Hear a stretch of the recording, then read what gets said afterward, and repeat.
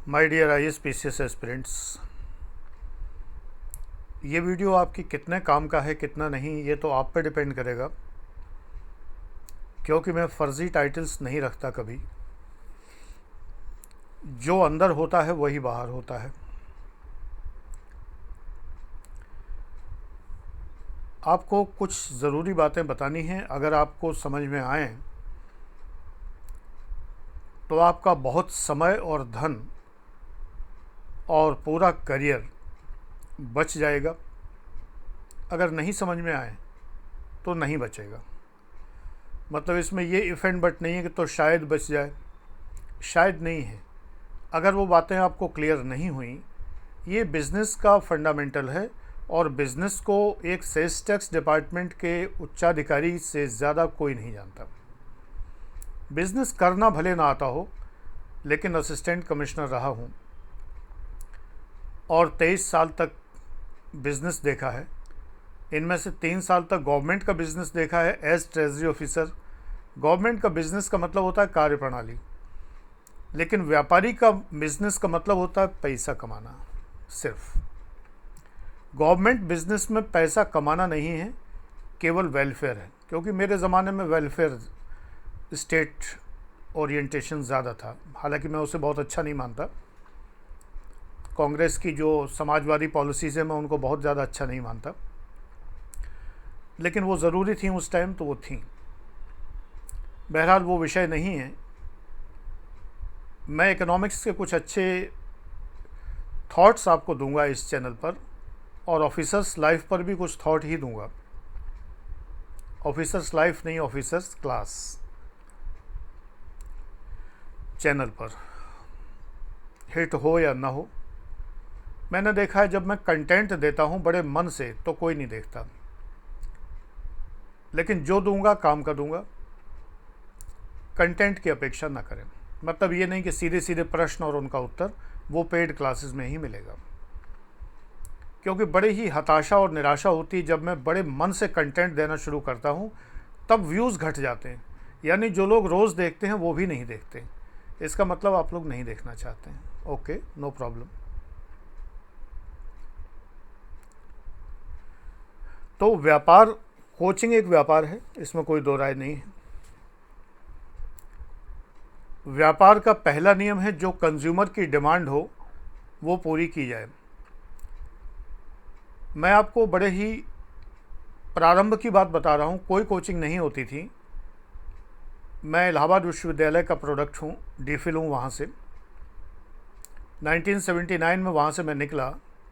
Head of the department doctor Balkrishna के under में, और डॉक्टर भरत सिंह सुपरवाइज़र थे। केमिस्ट्री से मैंने DPhil किया। बायोकेमिस्ट्री, केमिकल काइनेटिक्स मेरे सब्जेक्ट्स थे, जिनमें क्वांटम केमिस्ट्री का भी छौंक लगा हुआ था थोड़ा बहुत। इस तरह का टॉपिक था मेरा। DPhil पूरी करते करते, डिग्री मिलते मिलते मुझे अजीतमल डिग्री कॉलेज, जो औरैया ज़िले में है इस समय, वहाँ मुझे प्रोफेसर का जॉब मिल गया। तब प्रोफेसर कहते थे, आजकल असिस्टेंट प्रोफेसर कहते हैं। वैसे तब पदनाम लेक्चरर कहलाता था।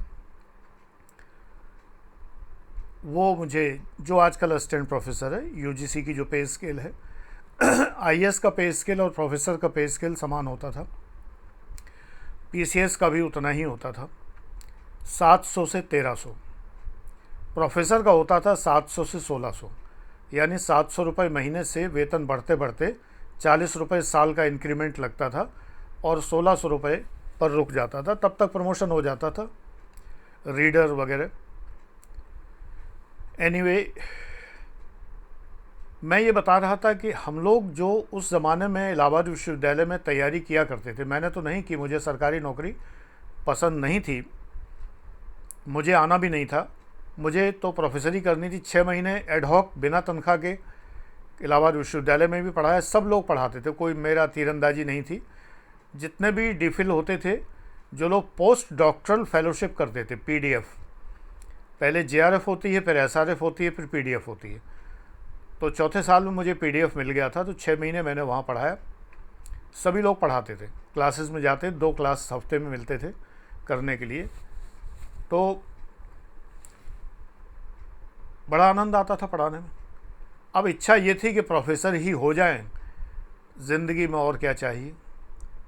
तुम मिले दिल खिले, जीने को और क्या चाहिए। प्रोफेसरी मिल गई, अजीतमल डिग्री कॉलेज में पहुंच गया। हालांकि खर्चा नहीं चलता था, 20 तारीख तक तनख्वाह निबट जाती थी, फिर पिताजी हेल्प करते थे, हालांकि वो रिटायर हो चुके थे। वो प्रोफेसरी थी केवल 2.5 साल की, बिल्कुल कैलकुलेटेड, ख़त्म होने को थी। तब तक ईश्वर के भेजे दूत की तरह से गणेश जी वो थे, प्रोफेसर का नाम था दीक्षित जी, वो रिसर्च करने जा रहे थे। मुझसे बोले कि तुम मेरी जगह पे अप्लाई करके देख लो बकेवर डिग्री कॉलेज में, तुम वहाँ के पढ़े हुए भी हो,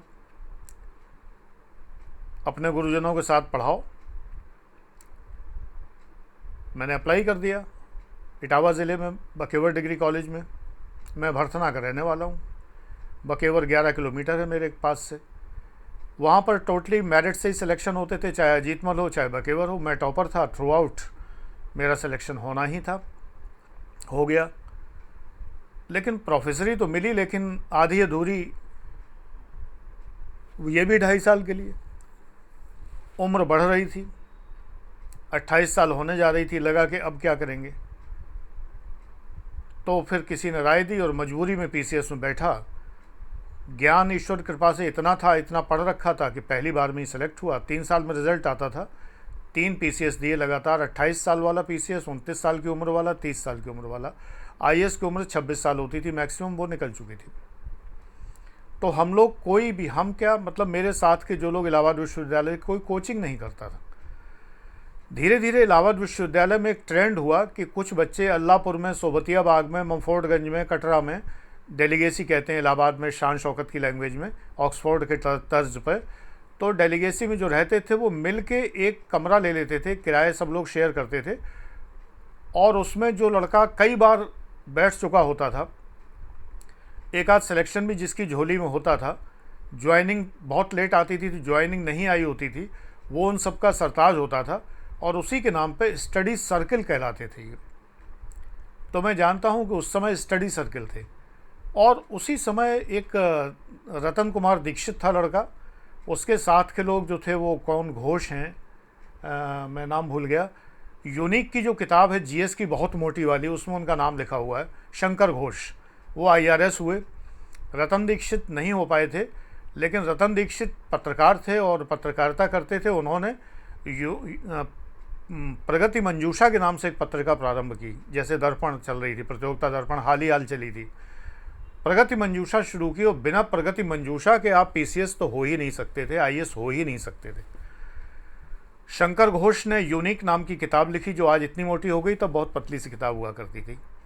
ब्रजलाल इन लोगों के साथी थे जो बाद में आईपीएस हुए। इनका एक अपना स्टडी सर्कल था। रतन दीक्षित की सिस्टर बाद में इलाहाबाद की पार्षद हुई, मैं नाम भूल गया। और इन लोगों का एक बड़ा अच्छा ग्रुप था और ये बड़े ही स्टूडियस लोग थे। ऐसे कई स्टडी सर्किल इलाहाबाद में पनप रहे थे जिनमें योग्य बच्चे पढ़ रहे थे। उनके साथ कई लोग जुड़ गए थे जो मिलके पढ़ते थे, तो वो स्टडी सर्किल कहलाते थे। और ख़र्चा चलाने के लिए वो लोग थोड़ा सा कंट्रीब्यूट करते थे। आपको मालूम है उस ज़माने का कंट्रीब्यूशन क्या होता था स्टडी सर्किल्स का? 12 रुपये, 8 रुपये, 7 रुपये महीने, ऐसे। तो वो ज़माना था 90 रुपये में पूरा, 3 रुपये रोज़ में दोनों टाइम का खाना और लंच, वो नाश्ता भी आ जाता था। 3 रुपये रोज़ में 90 रुपये के कूपन मिलते थे यूनिवर्सिटी रोड पर। उसमें लड़के जो है अपना तीनों टाइम का भोजन कर लिया करते थे। मैं तो सिस्टर के यहाँ खाना खाता था, रहता अलग था। तो कोई कोचिंग नहीं होती थी। फिर धीरे धीरे संख्या बढ़ने लगी, तो वो कमरे जो थे बड़े होते गए, बिल्डिंग होती गई, किराया बढ़ गया, फीस बढ़ गई, फैकल्टी रखने लगे, क्योंकि कोई बच्चा इकोनॉमिक्स में ज़्यादा माहिर था, कोई भूगोल में, कोई इतिहास में। तो वो लोग एक सेंट्रलाइज, फिर व्यापारियों की निगाह पड़ गई, तो उन्होंने बाकायदा इलाहाबाद में हॉस्टल खोल लिए डेलीगेसी के नाम पर, और वहाँ पर बड़े बड़े हॉल बना दिए, फैकल्टी सिस्टम कर दिया कि ये स्टडी सर्किल वाले आके पढ़ाएंगे। इस टाइम पर फीस हो गई, कोचिंग बन गई। उस टाइम पर प्रीति पब्लिकेशन एक था जो कि बहुत अच्छे नोट्स निकालता था, और कटरा की सड़कों पर वो नोट्स बिका करते थे। और इतने अच्छे नोट्स थे कि लोक सेवा आयोग के बाहर भी फुटपाथ पर लगा के बैठा करते थे लोग। मैंने देखे हैं वो नोट्स, बड़े अद्भुत नोट्स होते थे, साइक्लो स्टाइल होते थे, यानी टाइप करके और उनको एक छेददार कागज़ जो होता था, कागज़ में छेद हो जाता था, उसके ऊपर स्याही का रोलर घुमा के वो फ़ोटोकॉपी निकाली जाती थी। फ़ोटोकॉपी नहीं होती थी उस ज़माने में, साइक्लोस्टाइल नोट्स कहलाते थे वो। और उससे पहले भी होते थे वो ब्लूप्रिंट नोट्स कहलाते थे। ब्लूप्रिंट नीले रंग का प्रिंट होता था, वो अमोनिया प्रिंटिंग कहलाती थी। अमोनिया प्रिंटिंग मशीनें लगी थी, घटक बाबू थे इलाहाबाद यूनिवर्सिटी के, घटक बाबू अमोनिया प्रिंटिंग निकाला करते थे। बंगाली थे, खूब मोटे से थे, देखने से लगता था इनका नाम घटक होगा। तो कोचिंग्स का उदय हुआ। इन कोचिंग्स में क्वालिटी थी, सब लोग इनमें तैयारी करने वाले थे, लेकिन सबके साथ एक फैक्टर जुड़ा हुआ था कि सबके पास एक ना एक नौकरी थी, चाहे एजी ऑफिस में ऑडिटर ही क्यों ना हो। ज़्यादातर लोग एजी ऑफिस में ऑडिटर थे और पीसीएस में बैठते थे, आईएएस में बैठते थे। एक ना एक जॉब उनके पास होता था जिसका वो इंतज़ार करते। आईएएस का कॉल तो बहुत जल्दी आता है, आज भी पीसीएस का कॉल बड़ी देर में आता है। मेरी बेटी का करीब 2.5 साल में आया था, 3 साल में रिजल्ट आया था, 2.5 साल बाद उसका कॉल लेटर आया था। अब फिर भी जल्दी होने लगा है। तो ये लोग तब तक बैठ के मकान मालिकों का खून पिया करते थे। मकान मालिक विश्वास नहीं करते थे कि इसका सिलेक्शन हो गया, झूठ बोल रहा है, क्योंकि जो ये कह रहा है सिलेक्शन हो गया, बुलाए तो गया नहीं अभी तक। लेकिन हम लोग जानते थे कि ये रियलिटी है। हमारे साथ के तमाम लोग, डीडी गुप्ता ट्रेजरी अफसर हो गए थे, 1.5 साल 2 साल बाद गए। और शिवलाल थे, आईईएस हो गए थे, वो भी 1.5-2 साल बाद गए। आईईएस में भी देर से बुलावा आता था। ऐसे तमाम लोग थे और इस तरह के बड़ी देर बिहार के 4-5 बच्चे थे। ये लोग जो है, राय साहब थे और बड़े ही दबंग आदमी थे, बिहार के थे और सेलेक्ट हो गए थे पीसीएस में। ऐसे ही तमाम लोग मेरे साथ के लोग। मैं डेलीगेसी में रहता था, कमरा लेकर पढ़ता वहीं था, खाना सिस्टर के यहाँ खाता था। तो कोचिंग्स का उदय इस तरह हुआ। दिल्ली में उस समय इस तरह कोचिंग्स नहीं थी, बाकायदा प्रोफेशनल कोचिंग स्टार्ट हो गई। दिल्ली में स्टडी सर्कल नहीं थे इस तरह के। फिर मुझे दिल्ली का ये आइडिया नहीं कि पहले मुखर्जी नगर शुरू हुआ कि मुर्शी नगर, कौन सा क्या हुआ, जो भी हुआ। लेकिन दिल्ली में एक नया ट्रेंड शुरू हो गया कि जिसने 2-3 बार एग्ज़ाम दिया वो अपने आप को तीरंदाज समझ के कोचिंग खोल के चलाने लगा। अब क्या हुआ, दिल्ली में संख्या है बहुत ज़्यादा। एक ज़माना था कि जेएनयू, जवाहरलाल नेहरू यूनिवर्सिटी में, एक बार एनसीईआरटी गया था पुस्तकें ख़रीदने के लिए, कोचिंग के लिए नहीं, अपने पढ़ने के लिए। क्योंकि मैं यूपी बोर्ड से हूँ तो एनसीईआरटी पुस्तकें मैंने नहीं पढ़ी थी और बहुत अद्भुत पुस्तकें थीं उस ज़माने में। नो डाउट कम्युनिस्ट इतिहासकार थे, आजकल उनके पीछे तो डंडा लेके सब लोग पड़े हुए हैं। और सही बात यह है कि उन्होंने बहुत कुछ गलत लिखा भी हुआ है, मैं सहमत हूँ इस बात से।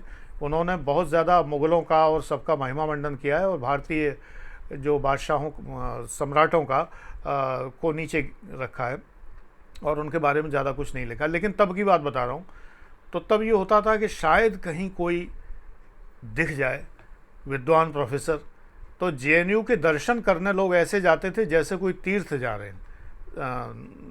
उसका साउथ कैंपस, मैं भी गया था जेएनयू देखने के लिए।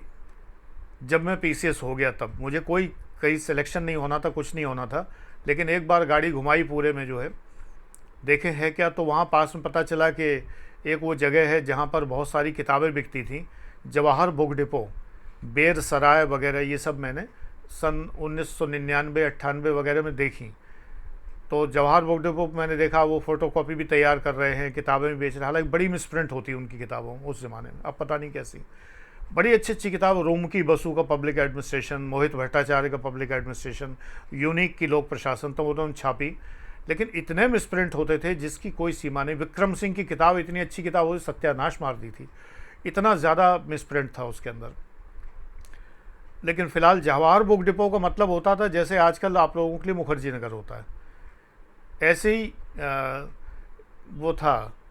UPSC.com था, क्या था मतलब, जो बाद में उसका नाम IAS एग्ज़ाम पोर्टल हो गया, UPSCportal.com। इसके बिना कोई IAS का, ये अब ये बात चलती आ रही 2004, 5, 6, 7 की।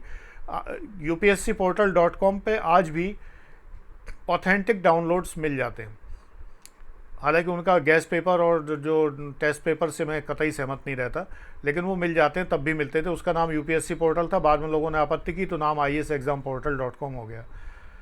जवाहर बुक डिपो पर भी काफ़ी कुछ चीज़ें मिलती रहीं, अब पता नहीं मिलती है कि नहीं। फिर धीरे धीरे पटेल चेस्ट, मुखर्जी नगर और यहाँ सब शिफ्ट हो गया। मैं ये कहानी क्यों सुना रहा हूँ, मैं ये बता रहा हूँ कि व्यापार बड़ा क्रूर होता है और कंज्यूमर को जब वो ठगने लगता है, जब तक नहीं ठगता है तो वही व्यापारी हमारे लिए बड़े अच्छे होते हैं। जैसे कि मैं म्यूज़िक प्रेमी हूँ तो मैं जानता हूँ कि डेनॉन या बोस या बैंग एंड ऑल्फ्यूसन भले ही बहुत महंगे ब्रांड सही, लेकिन वो साउंड की प्योरिटी और क्लैरिटी देते हैं। JBL, कुछ हद तक सोनोज, ऐसे बहुत सारे ब्रांड हैं जो ध्वनि के मामले में अद्भुत देते हैं। अब अगर यही ठगने पे आमादा हो जाए, PMPO निकालने लगें कि इतने PMPO का म्यूज़िक, फिलिप्स का चौपट हुआ ऐसे ही। ये RPG जो है गोयनका ग्रुप का, जो HMB और सारेगामा, इन लोगों ने तो म्यूज़िक का सत्यानाश इस तरह किया, इतना लूटा कस्टमर्स को जिसकी कोई लिमिट नहीं है। संगीत के प्रेमियों को, ऐसे ही विद्या के प्रेमियों को, सिलेक्शन में रुचि लेने वाले जो लोग सेलेक्ट होना चाहते थे IAS PCS एस्पिरेंट, उनकी बर्बादी करने के लिए कोचिंग का एक नया व्यापार खड़ा हो गया।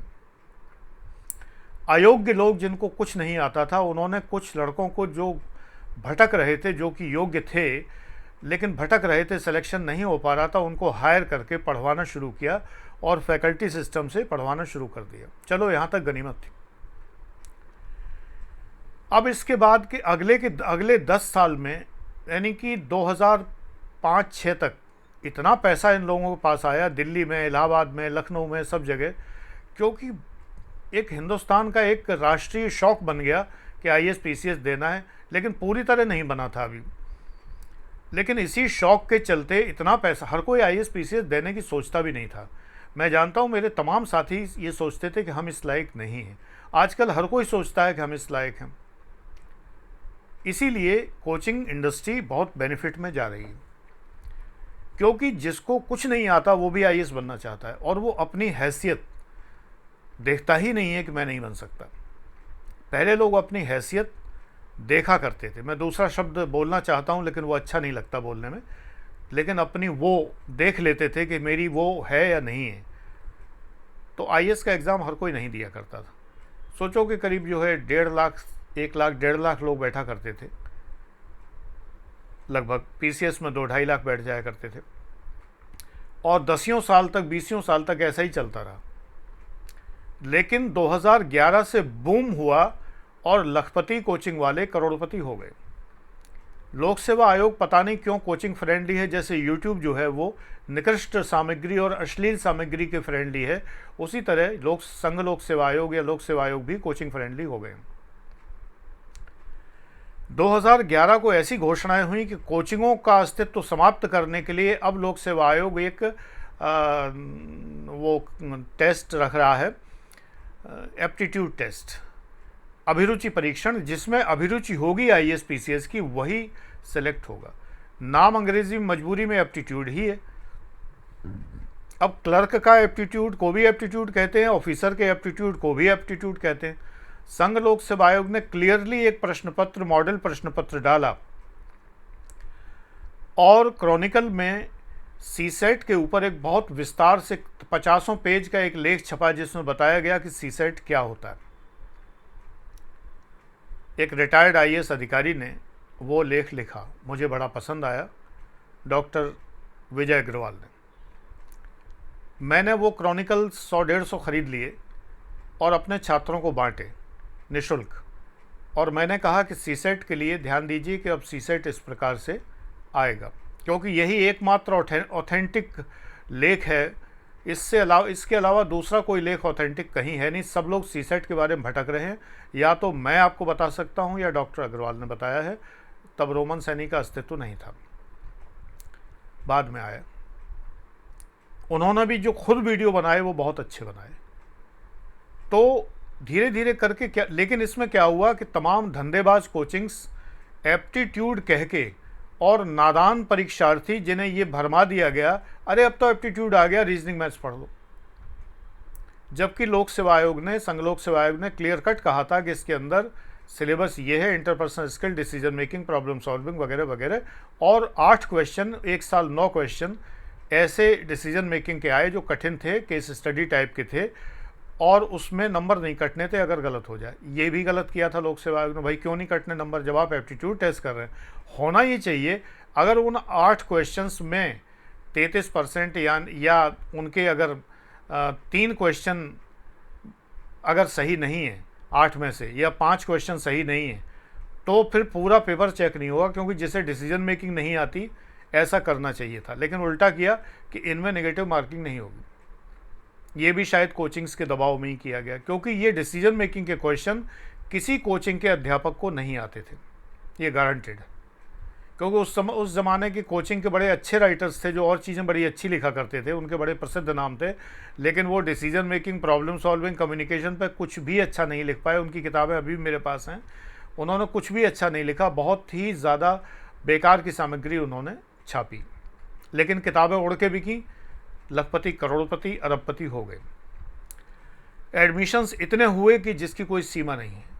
कुछ कोचिंग्स ने 10-10 हज़ार लोगों को जो है प्री एग्ज़ाम में कोचिंग दी, अब भी दे ही रहे होंगे। इतना पैसा आया तो फिर अब ये हुआ कि सिलेक्शन ख़रीदे जा सकते हैं। वो तो एक आध कोई शुभम जैसा बच्चा निकल आता है जो असलियत बता देता है, जिसका वीडियो हमने भी सब जगह शेयर किया, मुझे किसी बच्चों ने शेयर किया तो मैंने भी शेयर किया, जिसने बताया कि भाई हम तो इंटरव्यू के लिए जगह जगह भटकते हैं। बेटे, भटकना भी नहीं चाहिए इंटरव्यू के लिए, आप अपने आप में सक्षम हैं। अगर आप मेंस कर चुके हैं, मैं अपने यहाँ जब इंटरव्यू की तैयारी कराता हूँ तो बच्चों की खुद की क्षमता डेवलप करता हूँ। मेरा जो पर्सनैलिटी बैच है वो आपकी खुद की क्षमता डेवलप करने के लिए, मैं कोई फालतू चीज़ें नहीं करता। जो प्रश्न पूछे जाते हैं वो बताता हूँ, आइडियल प्रश्न नहीं बताता। मैं वो प्रश्न बताता हूँ जो पूछे जाएंगे, पूछे जा सकते हैं, पूछे जाते रहे हैं। अपने मन से तीरंदाजी नहीं मारता। इधर बीच में एक और बुरे नक्षत्र का उदय हो गया कोचिंग वालों के लिए, मेरा आनंद प्रदीक्षित, जो पहले डॉक्टर पीके दीक्षित के नाम से 2001 में कोचिंग शुरू की। ऐसा नहीं कि लोग नहीं जानते, लोग जानते ही नहीं, डरते हैं। क्योंकि मैंने 2001 से बताना शुरू किया कि मैं 4 बार पीसीएस में सेलेक्टेड हूँ और मैं जो गाइड कर सकता हूँ दूसरा कोई नहीं कर सकता। हाँ, शुरुआत में 2-2, 4-4 बच्चे पढ़ाए, जैसे कि आजकल आप लोगों के व्यूज़ होते हैं थोड़े थोड़े, उसी तरह पढ़ाए। लेकिन बाद में मेरा पूरा क्लास भरा रहा। पहले दूसरी जगह कोचिंग थी, 60-70 बच्चों का हॉल था, पूरा भरा रहता था। फिर ऑनलाइन पढ़ाना शुरू किया, ऑनलाइन भी बच्चे पढ़ते थे, क्लास में भी पढ़ते थे, हाइब्रिड क्लास था। मेरे पास कोई कमी नहीं रही। लेकिन ऑनलाइन जब मैं स्काइप पे पढ़ाने लगा तो मेरा नाम दूर दूर तक गया और हिंदुस्तान भर से बच्चों ने एडमिशन लिए। अब ये ख्याति जगह जगह फैली तो मेरी देखा देखी जाने कितने कोचिंग वालों ने अपने को बताना शुरू कर दिया कि वो एक सेलेक्टेड सिविल सर्वेंट हैं। यहाँ तक कि दाढ़ी बढ़ा के जो है वो आध्यात्म की बातें करने वाले भी पूर्व सिविल सर्वेंट कहने लगे। यहाँ तक कि कोई भी है तो वो वीडियो बना रहा है तो वो कह रहा है कि वो यूपीएससी में ट्रेनिंग ले चुका है। ये बातें लोग क्यों कहने लगे? क्योंकि उन्हें मुझे नलीफाई करना था कि मैं कहीं ऊपर ना उठ जाऊं। मुझे उठना ही नहीं था, मेरा काम चलता रहा, मुझे तो इतना ही चाहिए था। मैंने कभी विज्ञापन नहीं किए। थोड़े बहुत बोर्ड वोर्ड गाजियाबाद में लगवाए तो विरोधियों ने उखाड़ दिए, फाड़ दिए, कालिख पोत दी उनके ऊपर, दुनिया भर के काम किए। पोस्ट ऑफिस में बड़े पैसे खर्च करके मैं विज्ञापन लगवाता था, लोग उस पर जो है फ़ोन नंबर पे ही वो स्याही फेर देते थे। गाली गलौज भी किए, दुनिया भर की बातें की। यहाँ सर्वाइव करने में बड़े ही संघर्ष उठाने पड़े, लेकिन ईश्वर कृपा से काम चलता रहा। लेकिन ये देखिए पैनिक कितना है अक्षम लोगों में और अयोग्य लोगों में, कि डर के मारे मुझे ट्रोल करते रहे, मेरा विरोध करते रहे, तमाम सारी बातें करते रहे, धमकियां देते रहे, जाने क्या क्या करते रहे। चूँकि यूपीएससी का एस्पिरेंट जानता ही नहीं है, पढ़ना ही नहीं चाहता। मैंने फाउंडेशन बैच जब लॉन्च किया 11,000 का, तो इसमें बहुत सारे ऐसे लोग आ गए जो आने लायक नहीं थे। मैं मैसेज में सब कुछ समझा रहा हूँ लेकिन उनको समझ में नहीं आ रहा, मैसेज नहीं पढ़ पा रहे। लिख रहे हैं गुरुजी हिंदी में, फिर मैंने मैसेज हिंदी में भी ट्रांसलेट करके भेजा तो भी नहीं पढ़ रहे हैं। मतलब आँख के सामने जो भी आएंगे अक्षर उन्हें पढ़ना नहीं है, काला अक्षर भैंस बराबर। मुझे लगता है उन्हें तो भैंस भी नहीं दिखाई देती, ऐसे एस्पिरेंट हैं। उनकी वजह से मुझे चक्कर आने की बीमारी हो गई, बैठे बैठे चक्कर आने लगे, इतना मैं परेशान हो गया। उसी बीच में वो कोरोना वाला भी अटैक हुआ, तमाम बातें हुई। इतने निकृष्ट एस्पिरेंट, मेरी तो आंखें खुल गई। इन्हीं का फ़ायदा वो कोचिंग्स उठाती हैं, क्योंकि इनको कुछ नहीं आता, इनको कुछ भी पढ़ा दिया जाए ये मान लेंगे कि सही पढ़ाया जाए, सही पढ़ाया जा रहा, कुछ भी पढ़ा दिया जाए, एनीथिंग, आप कुछ भी पढ़ा दें। आप ज्योग्राफी के चैप्टर में क्लास में हिस्ट्री पढ़ा दीजिए, देख लीजिए, तो ये मान लेंगे कि यही ज्योग्राफी है। ऐसे लोग, मेरे पास ऐसे एग्जाम्पल हैं। मेरे फाउंडेशन बैच में कई महोदय इस प्रकार के थे कि जिन्होंने कहा कि सर आपका जो वो पॉलिटिकल साइंस का क्लास था उसमें आपने जो चंद्रगुप्त विक्रमादित्य के बारे में बताया था, इन्हें ये पॉलिटिकल साइंस लग रही थी। कहो प्रोडिकल साइंस नहीं कहा इन्होंने, बिहार टॉपर की तरह से। इतना निकृष्ट स्टफ भरा हुआ है, मुझे उम्मीद नहीं थी, मुझे निराशा हो गई। मैंने YouTube पर एक्टिविटी इसीलिए बढ़ाई कि योग्य लोग जुड़े, लेकिन अयोग्य लोगों ने इतनी टीका टिप्पणी की कि मुझे कमेंट बंद करने पड़े। YouTube एल्गोरिथम ने समझ लिया कि इनका कोई देखता वेखता नहीं है, कमेंट नहीं है तो एंगेजमेंट नहीं है। मैंने चैनल डिमोनेटाइज कर दिया। मोनेटाइज करता था तो मुझे बड़ा भद्दा लगता था। मेरे सीरियस वीडियोस के बीच में बहुत ही भद्दे विज्ञापन आते थे। मैं बता दूं, YouTube तो इतना लालची लाला है कि अब आजकल विज्ञापन का नया ट्रेंड है। आज मैंने रफ़ी और लता के गाने लगाए सुबह, बड़े ही सूदिंग गाने थे, मैंने उसे लाइक कर लिया, प्लेलिस्ट में जोड़ दिया। लेकिन थोड़ी देर में इतने गंदे और इतने वाहियात, किसी एक बहुत ही बेसुरे कुत्ते के रोने जैसी आवाज़ जिसकी थी, उस इंसान ने कुछ अपनी भड़ास निकाली होगी गायक बनने की, तो वो जो है वो बादशाह की नकल करके कुछ रैप गा रहा था अपने घर में बैठ के। तो उसने अपना गाया हुआ गधेपन का जितना भी हो सकता था वो लता रफ़ी के बीच में जोड़ दिया, और वो 7 घंटे का पूरा वीडियो था जिसमें लता रफ़ी के 100 गाने थे। उसके बीच में उसने अपना गर्दभ गान डाल दिया विज्ञापन के तौर पर कि ये चैनल सब्सक्राइब करिए, फलाना करिए, ढिमाका करिए, ये करिए, और हम लोग जागरण भी कराते हैं, और हम लोग जो है दुर्गा पूजा भी कराते हैं, और उसके लिए संपर्क करिए, फलाना हमारा ये नंबर है, वो नंबर है, ये सब। अब बताइए, आप विज्ञापन के लिए, मेरा प्रीमियम चैनल है, मैं विज्ञापन रोक सकता हूं प्रीमियम चैनल पर, लेकिन जब यूट्यूबर ही यूट्यूब वीडियो के अंदर ही भद्दे भदेस गंदे वाहियात, अच्छा गाने भी जो उसने अपने डाले, वो मैंने देखा कि 7 घंटे के उस वीडियो के अंदर करीब जो है उसने 1-1.5 घंटे के अपने गाने बीच बीच में जगह जगह चिपका रखे थे। यूट्यूब पे इस तरह की रिपोर्ट करने का कोई प्रोविज़न नहीं है, नाम मात्र के लिए कुछ भी प्रोविज़न नहीं, और है तो इतनी लंबी प्रोसेस है कि कोई भी आदमी इतना टाइम क्यों वेस्ट करेगा। आज का ज़माना लालची लालाओं का है, मूर्ख उपभोक्ताओं का है, नादान उपभोक्ताओं का है, जिन उपभोक्ताओं को कुछ भी यूज़ करना नहीं आता, शिक्षार्थी, विद्यार्थी, ज्ञानार्थी, ज्ञान और शिक्षा और विद्या की अर्थी उठाए घूम रहे हैं। विद्यार्थी का अर्थ ही है कि जो विद्या की अर्थी उठा के घूम रहा है वही विद्यार्थी हो गया है आजकल। ऐसे में मेरे जैसे यूट्यूबर का क्या औचित्य है और क्या भविष्य है, मेरी समझ के बाहर है। आपके सामने हूँ, प्रलाप करता रहूँगा। जैसे एक रिटायर्ड फौजी जब वृद्ध हो जाता है तो रोज़ सवेरे वर्दी पहन के सवेरे अपने दरवाजे के सामने लेफ़्ट राइट करके अपनी गन को उठा लेता है, ऐसे ही मैं तुम्हारे सामने अपनी ड्रेस पहन के टाई वाई लगा के, आज इस शर्ट पे टाई लगी नहीं तो मैं लगाता हूँ हमेशा, टाई वाई लगा के फिट होके बैठ जाता हूँ। वो वृद्ध फौजी अपनी गन से न तो किसी शत्रु को मार पाता है, न उसकी गन से निशाना लगता है, न वो मार्च कर सकता है ठीक से, केवल देश के दुश्मनों को देखकर केवल मन ही मन कुढ़ता रहता है।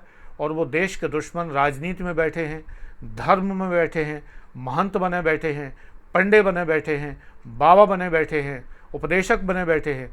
ये देख देख के खाली उन्हें मन ही मन शूट करता रहता है, लेकिन कर कुछ नहीं पाता है। जैसे वो रिटायर्ड फौजी, ऐसे ही मैं कुछ नहीं कर पाता हूँ, क्योंकि यूट्यूब का एल्गोरिथम मुझे प्रमोट नहीं करेगा, ये मैं जानता हूँ। वो प्रमोट करेगा अश्लील वीडियो बनाने वालों को, भद्दे टिकटॉक बनाने वालों को। यूट्यूब पर एक दिन में 10,000 सब्सक्राइबर कैसे बढ़ाएं, इस वीडियो को देखने वाले लाखों हो सकते हैं। मैंने कई बार देखा है कि ऐसे वीडियो को खुद को देखने वाले 2,000, 2,500, 3,000, ये हालतें शब्द सही नहीं है, हालात, ये हालात क्या कहा जाए। तो बुज़ुर्ग लोग क्यों दुर्दशा पर रोते रहते हैं? मुझे पहले लगता था कि बुज़ुर्ग लोग देश की दुर्दशा पर क्यों रोते हैं। अब जब जब जैसे जैसे मैं उस तरफ बढ़ रहा हूँ तो मुझे लगता है कि रो ही सकते हैं दुर्दशा पर, और कर क्या सकते हैं। बाबा गले में माला डाल के बैठ जाता है, दाढ़ी फहरा के जो है कहता है, आंख बंद करके कहिए, मैं मन नहीं हूँ, मैं शरीर नहीं हूँ, मैं आत्मा हूँ। 3 बार मैं आया। फिर कहता है कि सोचिए कि मैं कौन हूँ, ध्यान करिए। 4 बार मैं आया। अरे मूर्ख, इसी मैं का निरसन ही, इस मैं को हटाना ही ध्यान है। सोचना है उस परम ब्रह्म के बारे में, मैं के बारे में नहीं सोचना। 4 बार तो बेवकूफ़ तूने मैं कह दिया, तो मैं ही मैं है, मिमियाता रहे। लेकिन भक्त करोड़ों में, जय गुरुदेव, करोड़ों भक्त, इतनी बड़ी संख्या। गुरुजी के पास धन बल, जन बल, हथियार बल, सब कुछ है, तो क्या होगा? परम ब्रह्म की वो क्यों सोचेगा? वो तो खुद परम ब्रह्म हो गया, कहता मैं ही ब्रह्म हूं। जमाने से लोग कह रहे हैं हम ब्रह्मास्मि, माई फुट। ये ब्रह्म होंगे? औकात है इनकी ब्रह्म होने की? इसलिए एक वृद्ध आदमी सिर्फ एक रिटायर्ड फौजी की तरह वर्दी पहन के अपनी बंदूक लेके खड़ा हो सकता है, कर कुछ नहीं सकता। मेरे पास तो तुम जैसे बहुत अच्छे प्यारे बच्चे भी हैं, थोड़े से लोगों के पास तो एक साहित्य की पोस्ट करने वाली एक कोई पेज है, एक भी कमेंट नहीं होता उस पर। कभी कभार मैं कमेंट कर देता हूँ, एक भी कमेंट नहीं होता उस पर, नॉट ए सिंगल। ये हालत है, ये स्थितियाँ हैं। थैंक यू, आपने वीडियो वॉच कर लिया। ये किसी काम का नहीं था, इसके लिए आई एम सॉरी कि आज आपका आधा घंटा मैंने वेस्ट किया। मैं कभी नहीं वेस्ट करता, लेकिन आज दिल की बात कहनी थी। तो कोचिंग्स का उदय ऐसे हुआ है, और वो आपको निरंतर ठग रही हैं। वो आपको वो बिल्कुल नहीं दे रही जो मिलना चाहिए। सिलेक्शंस फर्जी हैं, लोग बोलते नहीं हैं, इसके लिए मुंह बंद भी कराया जाता है लोगों का कई तरीके से। Anyway, thank you.